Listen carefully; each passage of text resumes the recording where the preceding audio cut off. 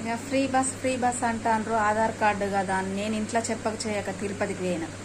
అక్కడికి కూడా ఫ్రీ బస్సే కదని పోయినా. తిరుపతి కాడికి పోయినాక ఆ తిరుపతి బస్సు ఎక్కినాక బస్సు అయిన ఏమంటాడు, పైసలు ఏమంటాడు. అదేంది, నేను రూపాయి కూడా తెచ్చుకోలేదు. ఫ్రీ బస్సే కదా ఆధార్ కార్డు చూపించిన. ఆధార్ కార్డు ఏడు నుండి ఏడికి వెళ్తుందమ్మా, తిరుపతి దాకా చెల్లది అంటాను. నేను ఉండిలో పోసడానికి గిన్ని చిల్లర పైసలు తప్ప ఏం కొంటపోలే. నా పరిస్థితి ఏంది, ఇంకా నా దగ్గర పైసలు అయితే లేవు సారా అని అక్కడ దిగినాక ఏం చేయను అర్థం కాక పక్కోళ్ళ సెల్ అడుక్కొని మా ఆయనకు ఫోన్ చేసిన. నేను తిరుపతిలో ఉన్న ఆధార్ కార్డు చెల్తలేదు రమ్మని. నీకేం పుట్టిందే చెప్పక చేయక తిరుపతికి ఎందుకు పోయినావు, ఆధార్ కార్డు చెల్తాను నీకు చెప్పినోడెవడు, నువ్వు తిరుపతి నుంచి ఎట్లాతో నిన్ను తీసుకురానికి మేము రావాలంటే బొచ్చడు పైసలు అయితే ఇంకా ఆన్నే ఉండి ఇంకో సంవత్సరం అయితే మేము తిరుపతికి అత్తం రాంగా తీసుకొస్తామన్నాడు. ఇంకా అదేంటి సంవత్సరానికి అత్తనన్నారు. అప్పటిదాకా నేనేం తిని బతకాలని మస్తు రందిపడ్డా. కానీ గుళ్ళే ఫ్రీ భోజనాలు పెడతాండ్రు. ఇంకా అవి తినుకుంటా సంవత్సరం అటో ఇటో గడిపిన.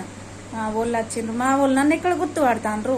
నేనే వాళ్ళని గుర్తుపట్టి దగ్గరికి పోతే ఇంకా పాపం అని నన్ను ఇక్కడ తీసుకొచ్చిండ్రు ఇంటికి. లేదంటే నా పరిస్థితి భోజనం పెట్టకపోతే ఎంత ఘోరం ఉంది. ఈ పాటికి చచ్చిపోయేదాన్నేమో తిరుపతిలో.